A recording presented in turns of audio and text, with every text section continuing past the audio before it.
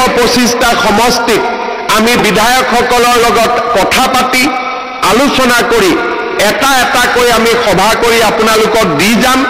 আত্মসহায়ক গোটৰ সদস্যসকলক প্ৰথম পৰ্যায়ত 10,000, পৰৱৰ্তী পৰ্যায়ত 25,000, তৃতীয় পৰ্যায়ত 50,000 বিহালীত তাৰ আৰম্ভ হ'ল। এতিয়া বাকী 125টা সমষ্টিত আমি বিধায়কসকলৰ লগত কথা পাতি আলোচনা কৰি এটা কৈ আমি সভা কৰি আপোনালোকক দি যাম আৰু যোৱা 1 এপ্ৰিল তাৰিখে এই আঁচনিটো শুভ উদ্বোধন কৰিবলৈ পাই আমি গৌৰৱ অনুভৱ কৰিছোঁ। সমষ্টিৰ আই মাতৃসকলকো মহিলা উদ্যমিতা আঁচনিৰ চেক আপোনালোকক প্ৰদান কৰিবৰ বাবে মই ইচ্ছা আপোনালোকক আহি মই চেক দি থৈ যাম, আপোনালোকে চেক লৈ ল'ব, কোনো অসুবিধা নাই। কিন্তু এইটোৱে শেষ নহয়। যেতিয়া 10,000 দিম বুলি কৈছিলোঁ বহুতে বিশ্বাস কৰা নাছিল। পুৱা দিনাখনতো বিশ্বাস কৰিবই লাগিব, কাৰেণ্টত শ্বৰ্ট লাগিলেতো মানুহে গমেই পাব কাৰেণ্ট আছে বুলি, হয়নে নহয়? গতিকে এতিয়া মই তাতো আৰম্ভণি, যিসকলে 10,000 টকাটো ভালকৈ খৰচ কৰিব, নিজৰ স্বামীৰ ব্যৱসায় আছে তাতে খৰচ কৰিলেও হ'ব, ঘৰত শাল পাতিলেও হ'ব। যিসকলে 10,000 টকাটো, অলপ আগতে মোক বাইদেউ এজনীয়ে কৈছে, কনকলতা বৰুৱাৰ প্ৰতিমূৰ্তিত মালা দিওঁতে বাইদেৱে কৈছে 10,000 টকাটো পালে মই এটা মোবাইল কিনি ল'ম। এইটো নকৰিব। এই 10,000 টকাটো যোনে ভালকৈ ব্যৱহাৰ কৰিব তেওঁলোকক 1 বছৰৰ ভিতৰত আমি আৰু 25,000 টকা দিম। আৰু যোনে 25,000 টকাটো ভালকৈ খৰচ কৰিব তেওঁলোকক মই 50,000 টকা দিম। মুঠতে লাখপতি বনাইহে এৰিম। আৰু সেইকাৰণে এই 10,000 টকাটো পোৱাৰ সময়ত আপোনালোকক 3 দিনৰ এটা গাঁৱতে ট্ৰেইনিং দিব যে কেনেকৈ আমি টকাটো খৰচ কৰিব লাগে। কোনো কথা নাই, যদি মোৰ স্বামীৰ ব্যৱসায় আছে তাতো খৰচ কৰক, নহ'লে নিজৰ ঘৰতে শাল আছে তাতে খৰচ কৰক।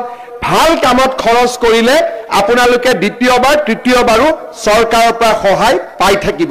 মিতা আঁচনিটো কি আৰু এই আঁচনিটোৰ পৰা আমি কেনেকৈ উপকৃত হ'ব পাৰিম?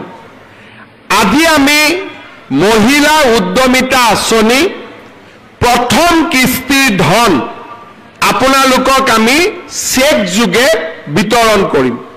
মিটিঙৰ পিছতে আপোনালোকক আমি চেক দিম, আপোনালোকে আজিয়ে ঘৰত চেকখন লৈ যাব।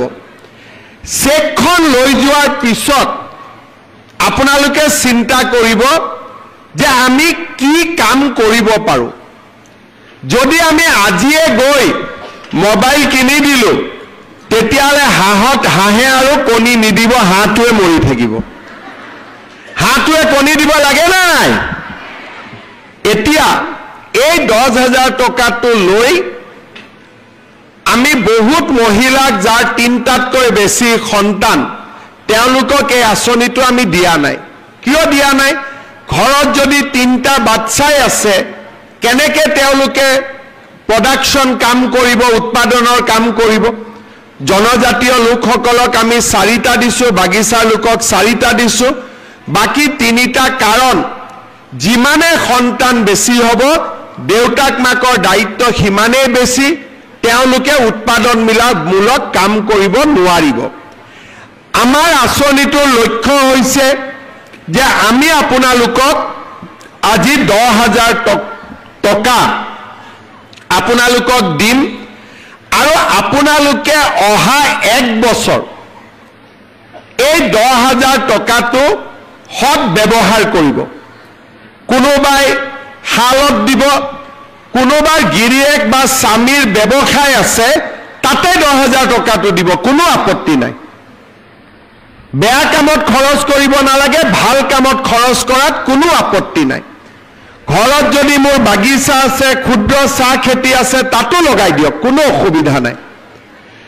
শালত কৰক, মুৰ্গী কৰক, কণী কৰক, ব্যৱসায় কৰক।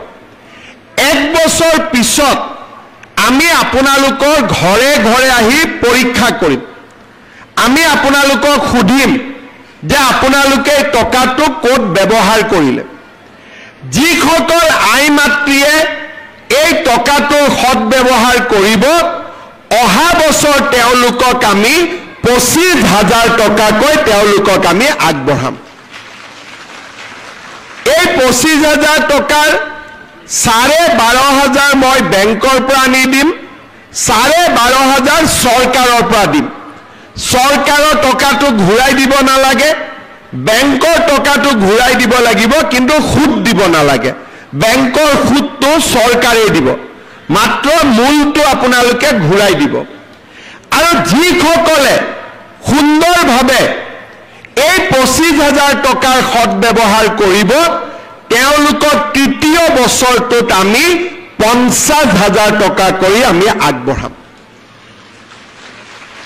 হাঁহে যেনেকে কণী পাৰে এই 10,000 টকায়ো দুবাৰ কণী পাৰিব এবাৰ 25,000 কণী পাৰিব এবাৰ 50,000 টকাৰ কণী পাৰিব কণী পাৰিব লাগে না নাই লাগে যদি কণী পাৰিব লাগে হাতী আমাৰ হাঁহটোক অলপ খাদ্য বস্তু খুৱাব লাগিব আৰু তাৰ অৰ্থটোৱে হ'ল যে এই টকাটোৰ আপোনালোকে সৎ ব্যৱহাৰ কৰিব লাগিব কাকো খুৱাব নালাগে মাত্ৰ নিজে নাখালে হ'ল নিজে ইয়াক ভাল কামত লগালে হ'ল কোনে কোনে ভাল কামত লগাব সবে লগাব আৰু কোনে কোনে মোবাইল কিনিব যোনে মোবাইল কিনিব তাক মই আৰু 2,000 টকা দি দিম যাতে ভাল মোবাইল এটা পায় কোনে কোনে মোবাইল কিনিব পিছফালে কোনবাই মোবাইল কিনিব নেকি নিকিনে কোনে কোনে নিকিনে হাত ডাঙক আচ্ছা ৰঞ্জিত দা মোবাইল দোকানীটো ব্যৱসায় বেয়া হৈ গ'ল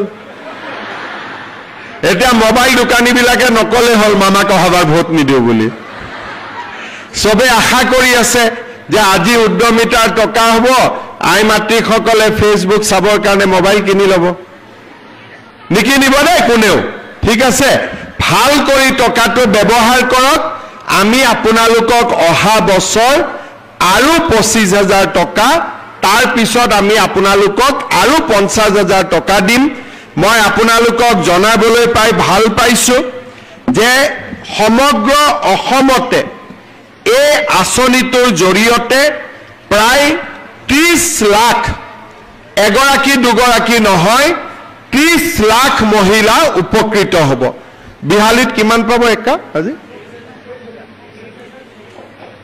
23,300 গৰাকী মহিলাই আজি বিহালী 10,000 কৰি লাভ কৰিব তাৰ মানে 230 কোটি টকা মোৰ ঘৰত আহোঁতে 10,000 লাগে